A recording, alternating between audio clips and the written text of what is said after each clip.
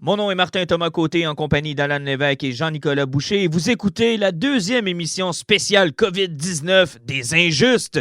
Messieurs, toujours par cellulaire puisqu'on doit garder notre distanciation sociale. Alors, je vais vous saluer. Alan, bonsoir. Hey, salut! Jean-Nic, hello. Bonsoir, mais il faut dire COVID 2020. 2019, c'était l'année dernière. T'as raison, j'ai-tu dit 2019? Non, mais t'as dit que COVID-19 était correct, c'est moi qui faisais une joke plate, malgré le fait que Ah, c'était plus longtemps. je t'ai vraiment averti en plus, Jean-Nic, d'arrêter de faire des jokes plates. Hein. D'abord, ça Mais me prend Encore beaucoup de... pire quand il faut t'es l'expliquer embarqué après. dès deux pieds, là. T'as vraiment embarqué dans sa joke, là. Non, mais c'est parce que pendant un instant, j'avais vraiment cru que je m'étais trompé puis que j'avais dit 2019. Et là, je me suis dit, ça n'a aucun rapport, mon affaire. Et là, ben, de me rendre compte que finalement, je me suis pas trompé. Mon collègue est juste un mauvais humoriste. On va dire ça comme ça. Ah ouais, ouais. On va Ben, dire on ça est en même train pour toi. d'enregistrer au poisson le 1er avril, fait que c'est un beau poisson pour commencer. Ah, écoute, si tu considères ça comme ça, c'est parfait. Écoute, je ne peux pas te faire de gros yeux puisqu'on se voit pas, mais tu devrais voir mes yeux actuellement. Ils sont énormes.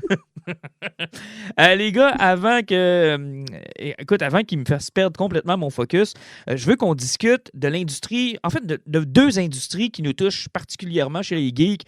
D'abord les comics, ensuite on parlera de cinéma, bien évidemment. Je veux d'abord parler de comics parce que dans mon cas, moi, ça fait pas longtemps que j'ai rembarqué dans cette industrie-là. Après l'avoir laissé pendant plusieurs années, on m'a convaincu de d'abord commencer par des TP, faire du rattrapage. Ensuite, il y a quelques séries maintenant que je commençais à suivre au mois. Mais là, je sentais que déjà l'industrie n'était pas très solide, mais là, j'ai l'impression qu'on a peut-être donné le dernier coup qui manquait pour une transformation de fond en comble dans cette industrie-là. Alan, je veux t'entendre d'abord. As-tu l'impression que c'est la fin des comics imprimés? J'ai vraiment, mais vraiment pas l'impression que c'est la fin du comic imprimé. Là, faut juste vous mettre peut-être à jour les personnes qui sont pas au courant. Ce qui se passe avec Diamond, ce qui se passe un petit peu partout dans le monde. Aux États-Unis, ben, il y a plusieurs milieux qui commencent à fermer et Diamond font partie des entreprises qui cessent les presses. Donc, à partir de cette semaine, le 1er avril, c'est pas une jour, parce que ben, c'est le 1er avril, il n'y a plus de comics qui sont imprimés, tout est à off. Puis il faut dire aussi que c'était pas juste un problème de Diamond qui ne peut pas imprimer, c'est qu'ils ont perdu 80% de leurs distributeurs. Ça fait que les comics, de toute façon, se rendaient pas parce qu'il faut pas oublier. Nous autres, où ce qu'on fait affaire à la boutique à l'imaginaire à Québec, mercredi passé, leur fournisseur n'existait plus. Ça fait que les comics de la semaine passée, elles autres, ils sont dans le néant, ils savent même pas s'ils vont les avoir. Puis en même temps, nous, on va les avoir, tandis que d'autres fournisseurs les avaient encore. Donc, le comics est dans un gros trou noir. Mais moi, de la façon que je vois ça, c'est que je vois plus ça d'un côté positif parce que Diamond, ça fait un an qu'on en parle, qui est un cancer de l'industrie à cause de ses politiques de retour puis ses exigences de commande.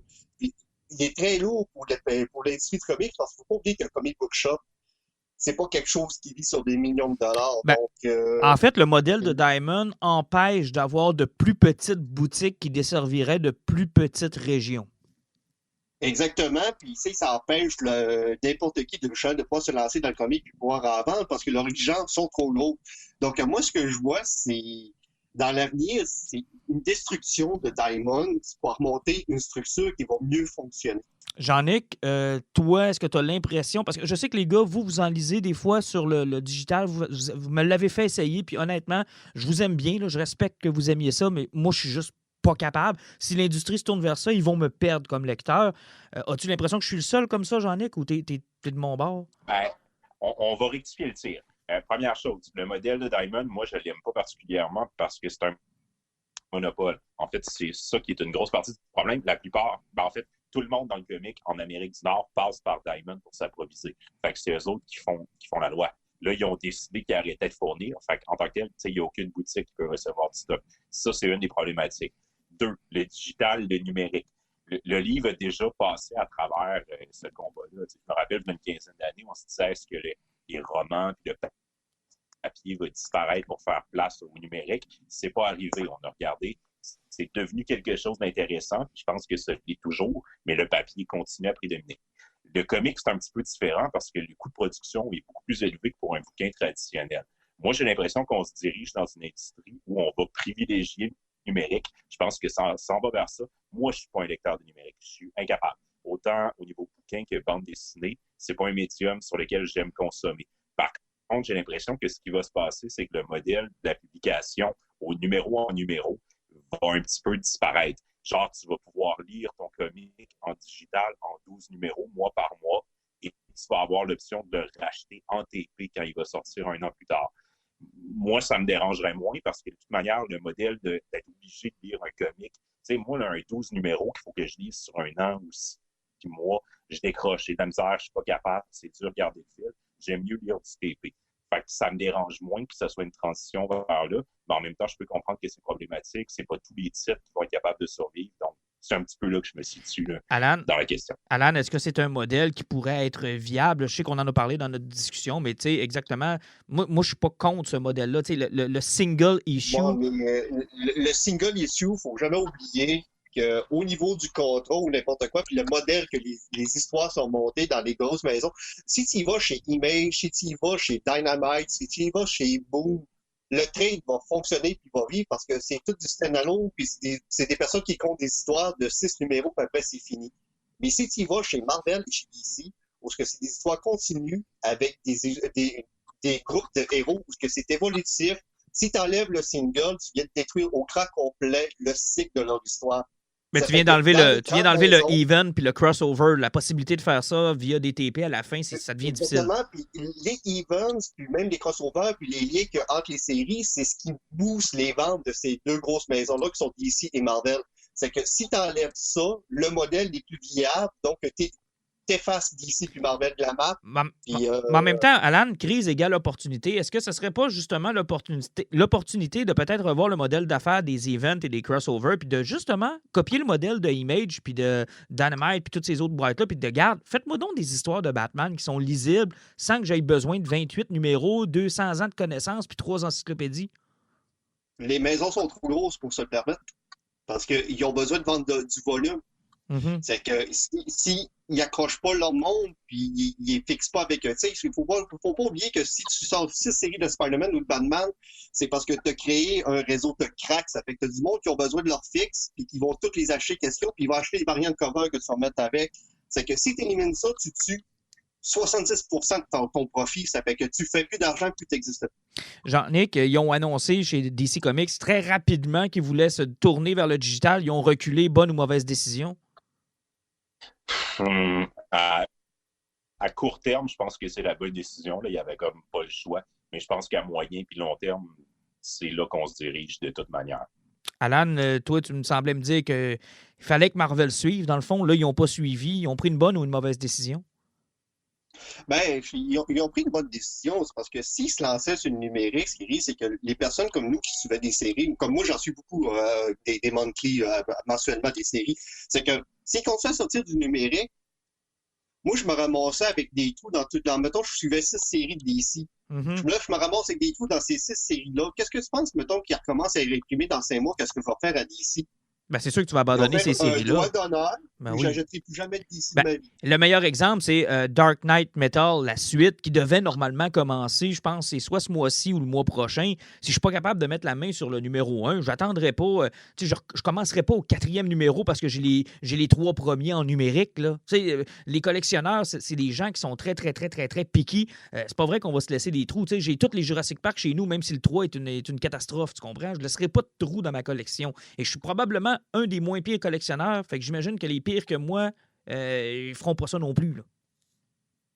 Mais encore là, ça peut être à la fois, c'est une opportunité, mais je pense que ça va être décevant pour les petites boutiques parce que si on y va vers un modèle qui est plus numérique, mais qu'on continue à imprimer du papier, mais avec des mini-tirages, genre, mettons, on n'imprime rien qu'à 10 000 numéros.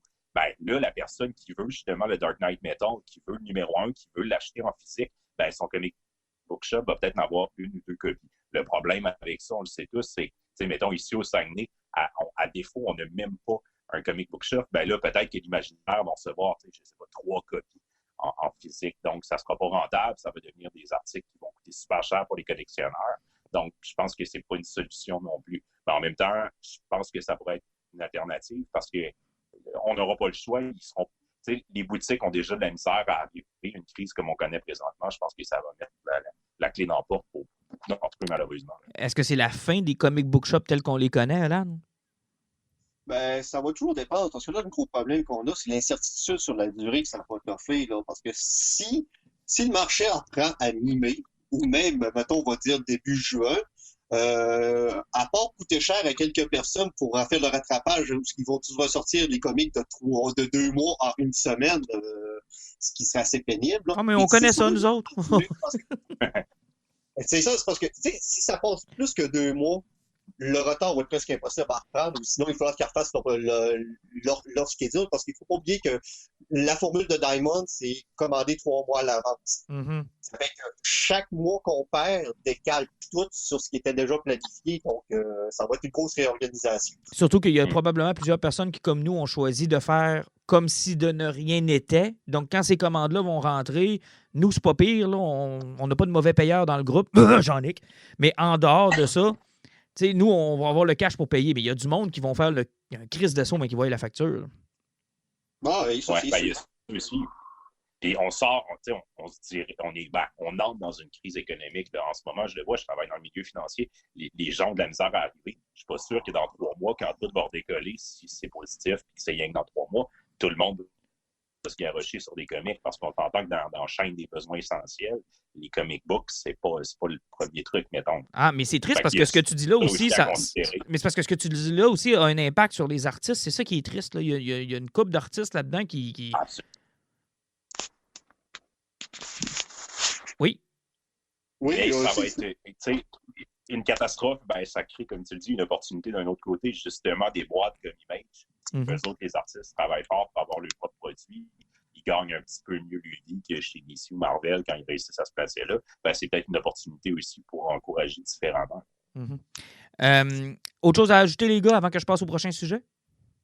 Bon, je pense que tu peux passer à l'autre sujet, là, parce que là, présentement, on est encore dans l'incertitude, puis dans les prochaines semaines, on va peut-être tous voir comment Diamond va s'enligner, là, parce que...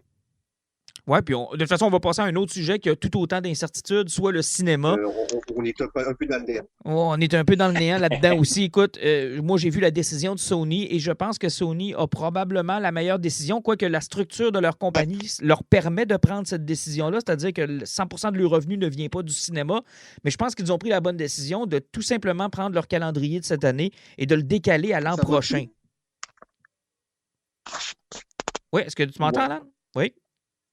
Oui, je trouve que ça coupait pas mal, c'est pour ça. Ah, OK. Ce que je disais, c'est que Sony avait probablement pris la bonne décision en décalant son calendrier parce que l'an prochain, le problème, c'est les tournages qui stoppent. Est-ce que tu cales ton argent cette année ou tu cales ton argent l'année prochaine? En fait, c'est la question que Sony s'est posée.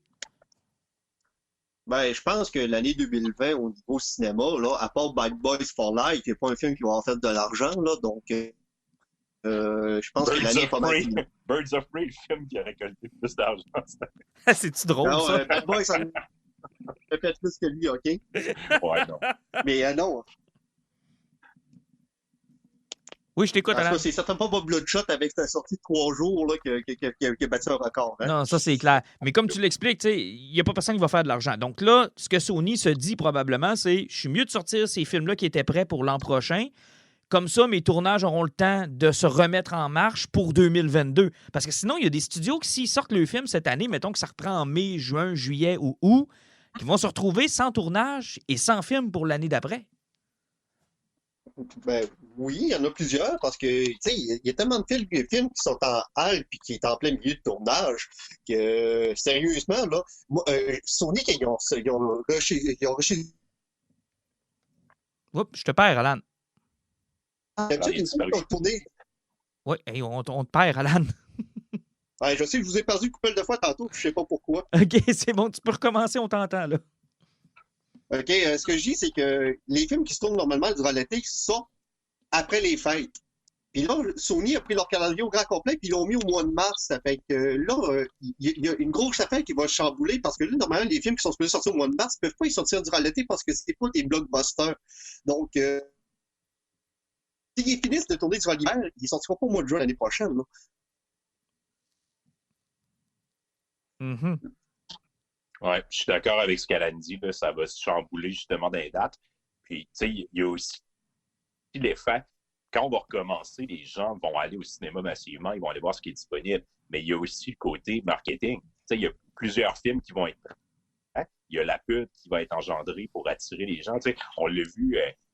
avec plusieurs gros films qui sortent, qui mettent la bande-annonce, qui essayent de stimuler le public. Puis finalement, la sortie se fait un mois plus tard, puis les gens ont oublié la sortie. Puis le film, c'est un petit peu un flop. C'est important de garder de l'intérêt pour le public aussi. Puis ça va être un problème. Quand tu as un film qui est prêt à sortir, mais que tu le sors rien que dans 1 an et demi, comment tu répartis ton marketing pour convaincre le monde? Et l'autre problème, c'était un de nos collègues qui parlait avec Ray Lalonde, qui est un spécialiste du marketing sportif, parce qu'on prend exemple sur le monde du sport, puis qui me disait, écoute, quand ça va redécoller, il y a aussi le fait qu'il y a des gens qui voudront peut-être plus se présenter dans des salles confinées pendant 2 heures avec plein de voisins. Là, dans les premiers mois, les premières semaines où il va y avoir encore une crainte, ça vous tente-tu encore de vous enfermer dans une salle de cinéma avec, je sais pas moi, 250 personnes? Ça dépend de ce que tu veux. J'aurais besoin de ça. Je te dirais qu'il y a des films pour lesquels on n'aura pas de problème, là, mais il y en a d'autres où c'est peut-être plus un problème. Tu sais. Mais non, c'est ça, c'est parce que non, mais même les cinémas, ils ont fait des sondages cette semaine, puis je pense que c'est 1 personne sur 2 qui n'a pas l'intention de retourner au cinéma dans la prochaine année. Donc, aïe, aïe, aïe, ça fait mal, puis pas à peu près, là, parce que c'est ça le problème. Il y a une peur aussi, là, tu sais, il y a des gens... Moi, ça me fait pas peur. Je vais y retourner dans une salle de cinéma ou dans un stade pour voir une game de hockey ou bien une game de football, mais je suis pas sûr que tout le monde pense comme moi, là. tout dépend, là. Mettons, c'est parce qu'on va juste le mettre en circonstance, parce que nous autres, aussi, on est au Saguenay, puis ça, on n'est pas trop touché jusqu'à maintenant. Mais mettons que tu es à New York, mettons que tu es à Montréal, où c'est en train de monter en fou, là. Dans, mettons, 6 mois, ça va-tu tenter de le mettre dans une foule, dans une place, parce que c'est vrai que le foyer est assez énorme, tu sais, c'est que tu dis que ça peut repartir n'importe quand. Ah, surtout que tu es statique, tu es dans une salle de cinéma avec. Tu sais, je regarde la salle à Québec de IMAX à laquelle on va une fois de temps en temps, puis tu sais, il y a du monde qui rentre là-dedans. Là. Quand on est allé à la première de Star Wars, Alan, là, oublie ça. Là, c'est collé, puis tu sais, c'est le problème des espaces lourds, parce que le virus, de la façon qu'il s'est défait, qu'il s'est propagé au début, c'est des avions, le monde s'est payé 12 heures d'une place que l'air est recyclé. Effectivement. Puis pour les tournages, ben là, on comprend que The Batman, qui est de Matt Reeves, était pas mal l'un des derniers qui se tournait encore. Lui aussi a pris une pause, donc on comprend que ça va être difficile. Puis que quand ça va repartir, la disponibilité des gens qui vont pouvoir travailler sur ces tournages-là, ça va être tough, là. Ben, c'est parce que tous ceux-là qui sont signés, puis la production est supposée commencer au mois de septembre, ben, je pense qu'ils n'ont pas leur staff. Ben, c'est exactement ça, parce que là, les gens vont tout recommencer en même temps, mais tous les studios vont avoir besoin en même temps.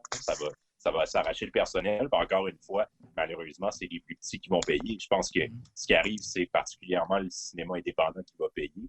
Les petites salles, les petits studios, c'est eux qui ne seront pas capables de payer leur main-là.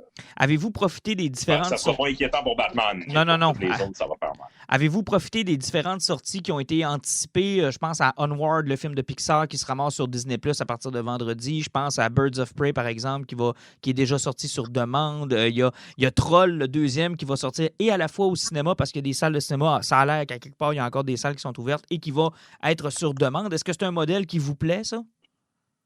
Non. C'est ça, non, le prix est juste trop élevé.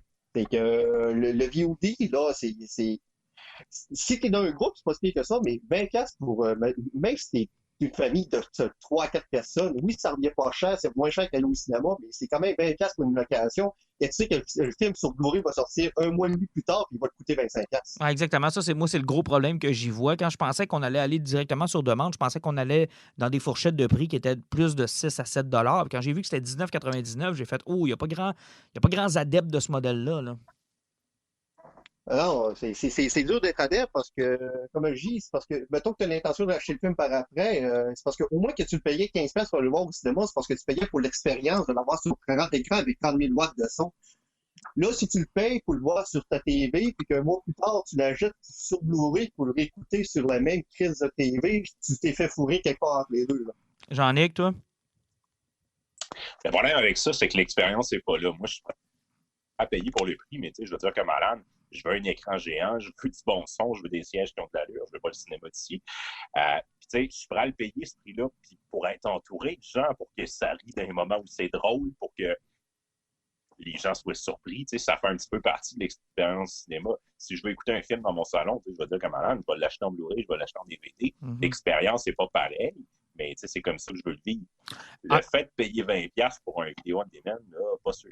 En terminant, parce qu'on a déjà fait un bon 20 minutes, je vous aimerais ça avoir quelques suggestions de lecture que vous faites actuellement dans votre confinement. Je commencerai avec Alan.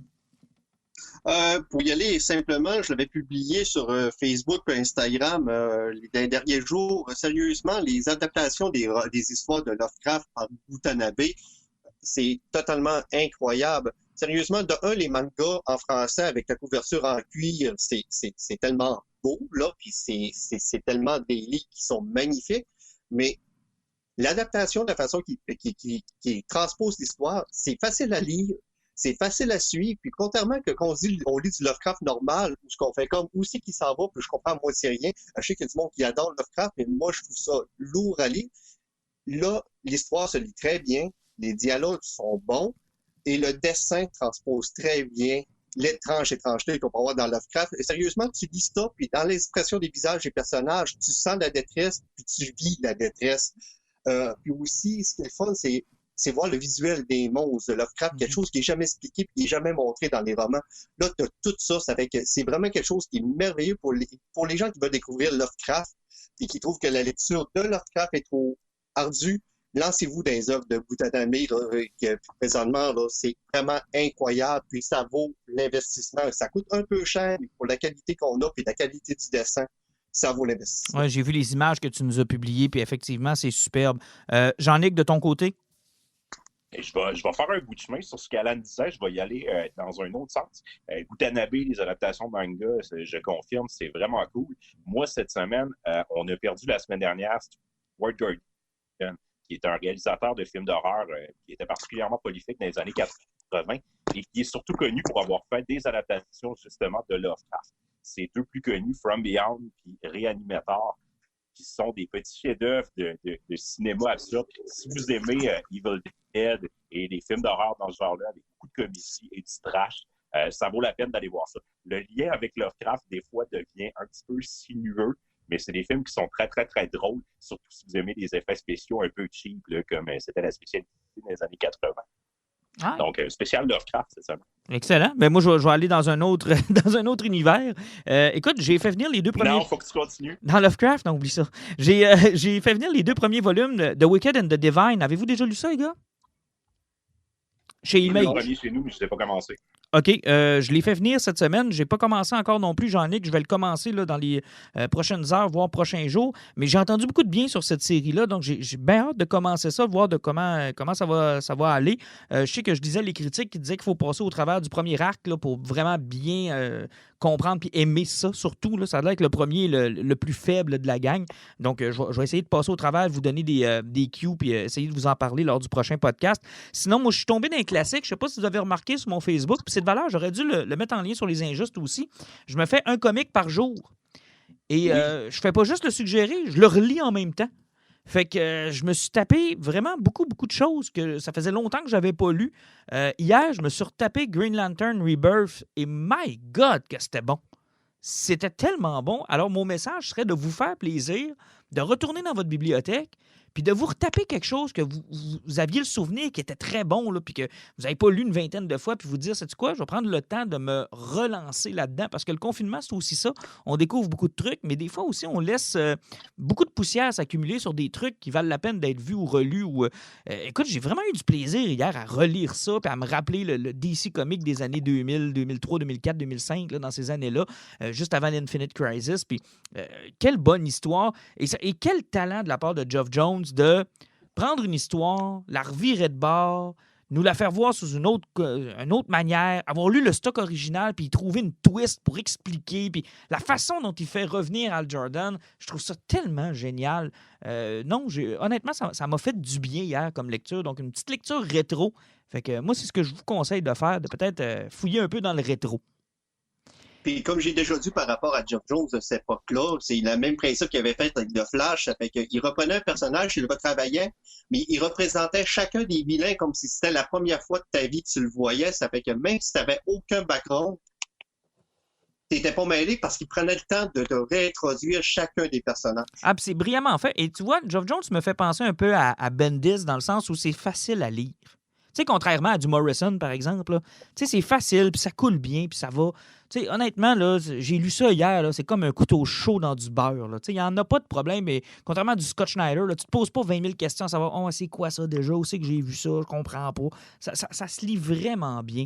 Je sais que tu as fait l'expérience avec Aquaman, entre autres, dans sa run de New 52. Tu sais, c'est des choses qui se lisent bien. Oui, très bien. Alors, messieurs, je vous remercie, puis on se reprend ça dans une semaine ou deux? Oui, effectivement. Puis, on vous promet de... Comment? Oui, Jean. Vas-y, Alan, je vais y aller après. Oui. Moi, ce que je veux dire, c'est que possiblement que dans la semaine à suivre, on va faire des tests sur plusieurs autres applications pour essayer d'améliorer notre son, là, parce qu'on n'est pas été très super assidus là-dessus, parce qu'il faut dire qu'on est dans des drôles de périodes de temps, puis on n'a pas vraiment consacré de temps là-dessus. Mais on va travailler sur améliorer le son. Exact. Puis Martin va se faire un plaisir de partager justement les recommandations sur notre page. Je pense que c'est une très bonne idée. Oui, oui. Parce qu'on me souffle à l'oreille qu'en plus, il y a souvent un lien qui est fait avec un bon auteur de chez nous. Je vais vous laisser découvrir tout ça. C'est correct, je vous laisse découvrir. C'est un malin plaisir dans le plugger à toutes les fois, Martin, que je ne pouvais pas le passer. Oui, c'est correct, merci. OK, les gars, à dans 2 semaines. À dans 2 semaines, salut.